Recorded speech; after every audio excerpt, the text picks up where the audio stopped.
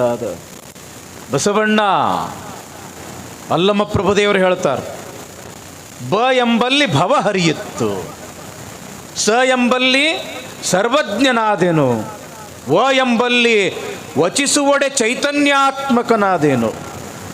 ಇಂತಿ ಬಸವಾಕ್ಷರತ್ರಯ ಎನ್ನ ಸರ್ವಾಂಗದಲ್ಲಿ ತೊಳಗಿ ಬೆಳಗುವದ ಕಂಡು ಆನು ನೀನು ಬಸವಾ ಬಸವಾ ಬಸವಾ ಎನ್ನುತ್ತಿರ್ದೆನಯ್ಯ ಗುಹೇಶ್ವರ ಅಂತ. ಅಂದ್ರೆ ಅಷ್ಟು ದೊಡ್ಡ ಶಕ್ತಿ ಅದು ಬಸವ ಅನ್ನೋ ಶಬ್ದದೊಳಗ.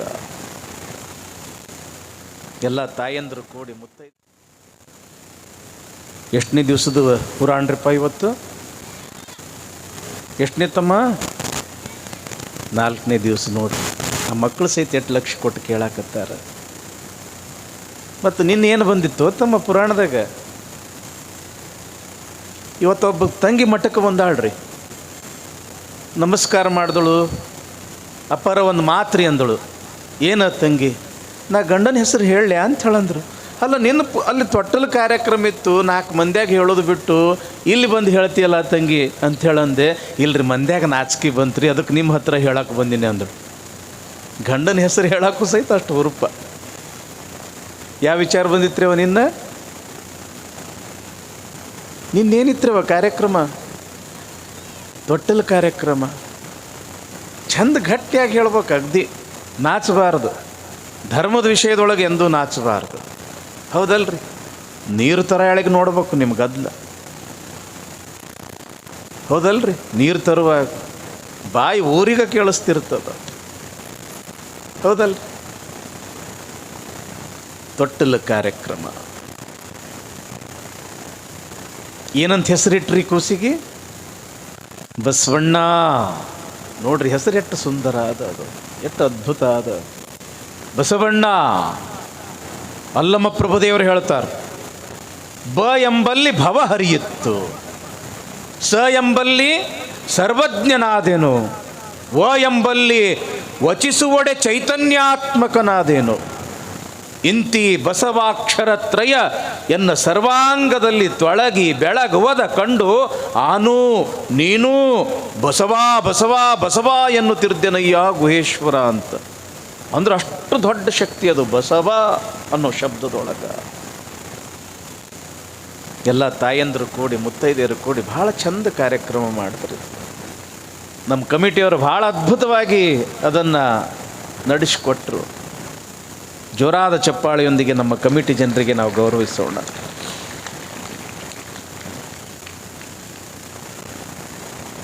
ಬಾಲಬಸವ ತಾಯಿಗೆ ಭಾಳ ಹಿಗ್ಗ. ತಾಯಿ ಹೆಸರೇನು?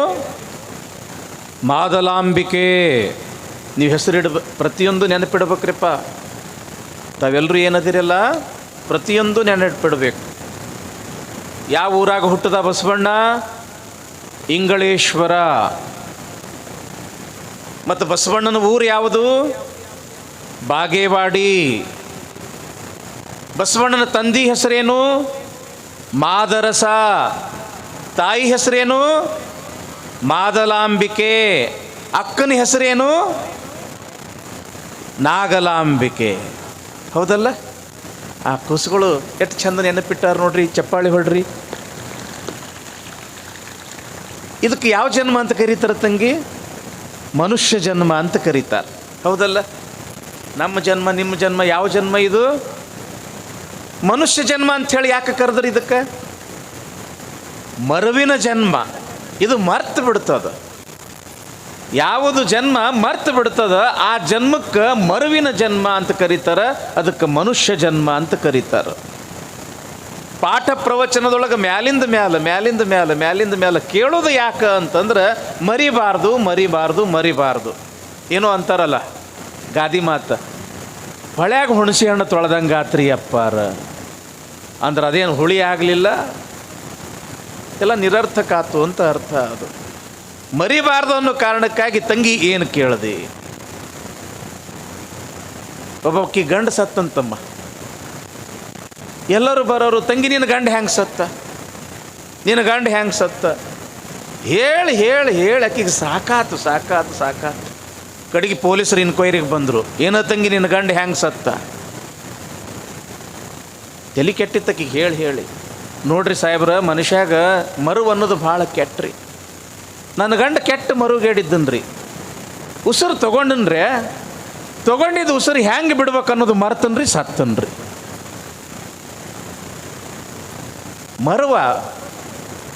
ಮರುವಾಗಬಾರ್ದು ಅನ್ನೋ ಸಲುವಾಗಿ ತಂಗಿ ಏನು ಕೇಳಿದ್ರಿ ಅಂತ ಅದಕ್ಕೆ ಸಿಂಹಾವಲೋಕನ. ಬಹಳ ಖುಷಿಯಾಗ್ಯದ ಮಾದಲಾಂಬಿಕೆಗೆ. ಮುದ್ದಾದ ಮಗ ನೋಡಿದ್ರೆ ಸಾಕು, ಆಕಾಶದೊಳಗೆ ಇರತಕ್ಕಂಥ ಚಂದ್ರನನ್ನು ನೋಡ್ದಂಗೆ ಆಗಬೇಕು ಅಂಥ ಒಂದು ಕಾಂತಿ ಆ ಮಗುವಿನ ಮುಖದ ಮ್ಯಾಗ. ಆ ಮಗುವಿಗೆ ಸ್ನಾನ ಮಾಡಿಸೋದೇನು, ಸ್ನಾನ ಆಗಿಂದ ಮಡಿ ಬಟ್ಟೆ ತೊಡಸೋದು ಏನು, ಹಣಿ ಮ್ಯಾಲ ವಿಭೂತಿ ಹಚ್ಚಿ ಕೊಳಾಗಿರ್ತಕ್ಕಂಥ ಲಿಂಗ ಪೂಜೆ ಮಾಡಿ ನೆದರಾಗಬಾರ್ದು ಅಂತ ತಿಳ್ಕೊಂಡು ಒಂದಿಟ್ಟು ಕಾಡ್ಗಿ ಹಚ್ಚಿ ತೊಟ್ಟಲದಾಗ ಹಾಕಿ ಆನಂದದಿಂದ ತೂಗುತ್ತಳ ಜೋಗುಳು ಪದ ಹಾಡ್ತಳ. ಏನದು ಲಾಲಿಜೋ ಕಂದ ಲಾಲಿಜೋ ಬಾಲಚಂದ್ರ ಜೋ ಜೋ ಲೀಲಾನಂದ ಜೋ ಜೋ ಬಸವರಾಜ ಜೋ ಜೋ ಲಾಲಿಜೋ ಕಂದ ಲಾಲಿಜೋ. ಹಿಂಗೆ ಆ ತಾಯಿ ಜೋಗಳ ಪದ ಹಾಡ್ತಾ ಇದ್ರೆ ತೊಟ್ಟಲ್ದಾಗಿಂದ ಕೂಸು ಯಾಕೆ ಅವ್ರ ಅಪ್ಪ ಸಹಿತ ಮಕ್ಕೋಬೇಕು. ಹೌದಲ್ಲ? ಹಾಡ್ತಿರನಿಲ್ರಿ ಅವ? ಎಷ್ಟು ಚಂದ ಹಾಡೋರು ನಮ್ಮ ಹಿಪ್ಪರಿಗೆ ಅಂತ ಜನ. ನಿನ್ನ ಆ ಅವುಗಳು ಎಷ್ಟು ಚಂದ ಹಾಡಕತ್ತಿದ್ರು ಜೋಗಳ ಪದ. ಏನು ಶ್ರೀಶೈಲ ಇಲ್ಲಿ ಬಂದು ಇಳಿದೈತೇನೋ ಅನ್ನುವಂಗ. ಇವೆಲ್ಲ ಉಳಿಬೇಕ್ರಿವಾ.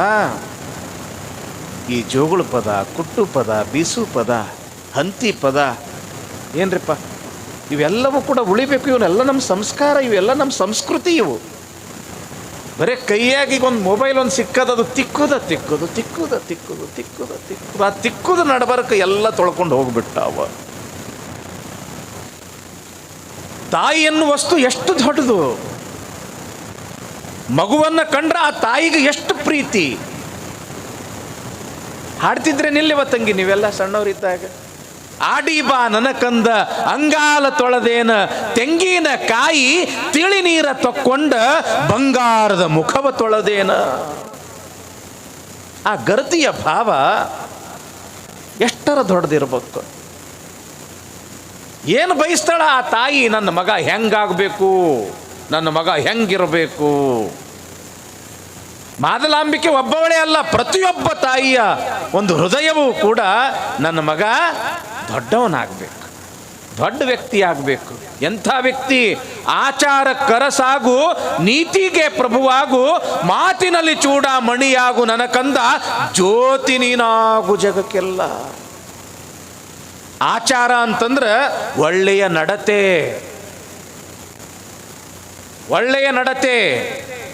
ನನ್ನ ಮಗ ಗುಟ್ಕಾ ತಿನ್ನಬಾರ್ದು, ತಂಬಾಕು ತಿನ್ನಬಾರ್ದು, ಶರೆ ಕುಡಿಬಾರ್ದು, ಇಸ್ಪೇಟ್ ಆಡಬಾರ್ದು, ಓಸಿ ಆಡಬಾರ್ದು, ತಿನ್ನಬಾರ್ದು, ಹೋಗಬಾರ್ದು, ಕಡೆಗೆ ಹೋಗಬಾರ್ದು. ಎಲ್ಲ ತಾಯಿ ಬಯಸ್ತಾರೇನಿಲ್ಲ? ಏನು ಕೆಟ್ಟಾಗಬೇಕು, ಅಂಥ ತಿನ್ನಬೇಕು, ಇಂಥ ತಿನ್ನಬೇಕು, ಅದನ್ನು ಕೊಡಬೇಕು, ಇದನ್ನು ಕುಡಿಬೇಕು. ಯಾವ ತಾಯಿನೂ ಕೂಡ ಬಯಸುವುದಿಲ್ಲ. ಆಚಾರಕ್ಕೆ ಅರಸಾಗಬೇಕು. ಆಚಾರ ಅಂತಂದ್ರೆ ಒಳ್ಳೆಯ ನಡತೆ. ಊರಾಗಿದ್ದ ಜನ ಎಲ್ಲ ಹೌದು ಅನ್ಬೇಕು. ಯಾವ ತಾಯಿ ಆದರೂ ಕೂಡ ಹಡ್ದಾಳಪ್ಪ ಈ ಕೂಸಿಂದ ಅಂತ ತಿಳ್ಕೊಂಡು ಅವನನ್ನು ಇಡೀ ಊರು ಮೆಚ್ಚಬೇಕು. ಅದಕ್ಕೆ ಆಚಾರ ಕರಸಾಗು, ನೀತಿಗೆ ಪ್ರಭುವಾಗು. ನೀತಿ, ಆತ ನಡ್ಕೊಳ್ತಕ್ಕಂಥ ನೀತಿ ಹೆಂಗ ಅಂತಂದ್ರೆ ಇರಬೇಕಪ್ಪ, ಅವನಂಗಿರ್ಬೇಕು. ಏನು ಧರ್ಮದ ಹಾದಿಯಾಗ ನಡೀತಾನ, ಏನು ಧರ್ಮದ ಕಾರ್ಯಗಳನ್ನು ಮಾಡ್ತಾನ, ಏನು ಜೀವನದೊಳಗೆ ಒಳ್ಳೆಯ ತತ್ವ ಆದರ್ಶಗಳನ್ನು ಅಳವಡಿಸಿಕೊಂಡಾನ ಅಂತ ತಿಳ್ಕೊಂಡು ಎಲ್ಲರೂ ಹೌದು ಅನ್ನಬೇಕು. ನೀತಿಗೆ ಪ್ರಭುವಾಗು. ಅಷ್ಟೇ ಅಲ್ಲ, ಮಾತಿನಲ್ಲಿ ಚೂಡಾಮಣಿಯಾಗು ನನ್ನ ಕಂದ. ಚೂಡಾಮಣಿ ಅವ ಮಾತಾಡಿದ್ರೆ ಸಾಕು, ಬೆಳದಿಂಗಳು ಚೆಲ್ಲದಂಗಾಗಿರ್ಬೇಕು. ಅವ ಮಾತಾಡಿದ್ರೆ ಸಾಕು ನಮ್ಮ ಮನಸ್ಸಿನೊಳಗೂ ಕೂಡ ಬೆಳಕಾಗಿರಬೇಕು. ಅವ ಮಾತಾಡಿದ್ರೆ ಸಾಕು ಮನಸ್ಸು ತಂಪಾಗಬೇಕು. ಹೇಳ್ತಾರಲ್ಲ, ವಾಣಿ ಐಸಾ ಬೋಲಿಯೇ ಜೋ ಮನವಾ ಶೀತಲ್ ಹೋಯ್, ಅವರನ್ನು ಕೋ ಶೀತಲ್ ಕರೆ ಆಪಹೂ ಶೀತಲ್ ಹೋಯ್. ಅವ ಮಾತಾಡಿದ್ರೆ ಸಾಕು ತಂಪು ತಂಪು ತಂಪು. ತಲೆ ಎಷ್ಟ ಬಿಸಿ ಆಗಿದ್ರು ಕೂಡ ಆ ಮಾತು ಕೇಳಿದ್ರ ಬಳಕ ಸಾಕು ತಲೆ ತಂಪಾಗಬೇಕು. ಹೆಂಗೆ ನಮ್ಮ ಅಭಿನವ ಶಿವಲಿಂಗ ಸ್ವಾಮಿಗಳು ನಿನ್ನ ಬರೇ ಒಂದು 10 ನಿಮಿಷ ಮಾತಾಡಿದ್ರು ಹೆಂಗಾತು ಅಂತಂದ್ರೆ ಬೆಳದಿಂಗಳು ಚೆಲ್ಲದಂಗಾತು ನೋಡ್ರಿ. ಮಾತಿನಲ್ಲಿ ಚೂಡಾಮಣಿಯಾಗು ನನ್ನ ಕಂದ, ಜ್ಯೋತಿ ನೀನಾಗು ಜಗಕ್ಕೆಲ್ಲ. ಜ್ಯೋತಿ ಅಂತಂದ್ರೆ ಬೆಳಕ. ಕತ್ತಲಿಯೊಳಗೆ ಏನು ಕಾಣೋದಿಲ್ಲ ನಮಗೆ, ಕಾಣುವುದು ಬೆಳಕಿನೊಳಗ. ಬೆಳಕಿದ್ದಿದ್ದಿಲ್ಲ ಅಂತಂದ್ರೆ ಮುಗಿದು ಹೋತು. ಬರೀ ಕತ್ತಲೆ, ಏನು ಕಾಣಕ್ಕೆ ಏನು ಮಾಡಕ್ಕೆ ಸಾಧ್ಯನೇ ಇಲ್ಲ. ಪ್ರತಿಯೊಂದು ತಾಯಿನೂ ಕೂಡ ನನ್ನ ಮಗ ಹಿಂಗಾಗಲಿ ಹಿಂಗಾಗಲಿ ಹಿಂಗಾಗಲಿ ಅಂತ ಬಯಸ್ತಾಳೆ. ಅದಕ್ಕೆ ತಾಯಿ ಅನ್ನೋ ವಸ್ತು ಬಹಳ ದೊಡ್ಡದು. ಇವತ್ತು ನಾನು ಪುರಾಣಕ್ಕೆ ಬಂದಿರತಕ್ಕಂಥ ತಮ್ಮೆಲ್ಲರನ್ನು ನಾನು ನೋಡಾಕತ್ತೀನಿ. ಬಹಳಷ್ಟು ಜನ 40-50 ವಯಸ್ಸಿನಕ್ಕಿಂತ ಹೆಚ್ಚ ಅದಿರಿ. ಯುವಕರು ಭಾಳ ಆದ್ರೂ ಒಂದು 20-30% ಅದಿರಿ. ಆದ್ರೆ ಬಸವ ಪುರಾಣ ಹೆಚ್ಚಿಗೆ ಯುವಕರೇ ಕೇಳಬೇಕು. ಅವನ ತತ್ವ, ಅವನ ಆದರ್ಶ, ಅವನ ವ್ಯಕ್ತಿತ್ವ, ಅವನು ಮಾಡಿರ್ತಕ್ಕಂಥ ಕ್ರಾಂತಿ, 12ನೇ ಶತಮಾನದೊಳಗೆ ಬಸವಣ್ಣ ಮಾಡಿರ್ತಕ್ಕಂಥ ಕ್ರಾಂತಿ ಎಷ್ಟು ದೊಡ್ಡದು ಅಂತಂದ್ರೆ ಅವ ಆಗಿ ಹೋಗಿ 900 ವರ್ಷ ಆತು. ಇಂದಿಗೂ ಕೂಡ ನಾವಲ್ಲ ಇವತ್ತ ಏನದು ಸೂರ್ಯ ಮುಳುಗದ ಸಾಮ್ರಾಜ್ಯ ಲಂಡನ್, ಇವತ್ತು ಥೇಮ್ಸ್ ನದಿಯ ದಂಡಿಯೊಳಗೆ ವಿಶ್ವಗುರು ಬಸವಣ್ಣನವರ ಮೂರ್ತಿ ಪ್ರತಿಷ್ಠಾಪನೆ ಆಗ್ತದ ಅಂತಂದ್ರೆ ಬಸವಣ್ಣ ಕೇವಲ ಭಾರತಕ್ಕಷ್ಟೇ ಅಲ್ಲ, ಇಡೀ ದೇಶಕ್ಕೆ ಬೇಕಾಗಿದ್ದಾನ. ದೇಶ ಎಲ್ಲ ಬಸವಣ್ಣನನ್ನು ನೆನೆಸಕತ್ತದ ಅಂದ ಬಳಕ ಅಂಥ ಬಸವಣ್ಣನ ಕ್ರಾಂತಿ ಅಂಥದ್ದು ಅನ್ನೋದನ್ನು ಮುಖ್ಯವಾಗಿ ಯುವಕರು ತಿಳ್ಕೋಬೇಕಾಗ್ಯದ. ಅದಕ್ಕೆ ಬಸವ ಪುರಾಣ ಅಂತಂದ್ರೆ ಇದು ಯುವಕರು ಕೇಳತಕ್ಕಂಥ ಪುರಾಣ. ಇದು ಹೆಚ್ಚಿನ ಸಂಖ್ಯೆಯೊಳಗೆ ಯುವಕರು ಬರಬೇಕು, ಮುಂದೆ ಬರಬೇಕು, ಕುಂಡ್ರಬೇಕು, ಕೇಳಬೇಕು. ಬಸವ ಪುರಾಣ ಅಂತಂದ್ರೆ ಬಸವಣ್ಣನವರ ಚರಿತ್ರೆಯ ಜೊತೆಗೆ ಒಂದಿಷ್ಟು ಲೌಕಿಕದ ವಿಚಾರಗಳು ಕೂಡ ಬರ್ತಾವ. ಇಲ್ಲಿ ನೋಡ್ರಿ, ತಾಯಿಯ ವಿಚಾರ ಬರ್ತದ. ಒಂದು ಮಾತು ಬಹಳ ಲಕ್ಷ್ಯ ಕೊಟ್ಟು ಕೇಳ್ರಿಪ್ಪ. ಇಲ್ಲಿ ಏನು ಯುವಕರದಿರಿ ತಮ್ಮ, ಸಣ್ಣವರಿಂದ ದೊಡ್ಡವರು ಬಹಳ ಲಕ್ಷ್ಯ ಕೊಟ್ಟು ಕೇಳ್ರಿ. ನಮ್ಮ ಜನ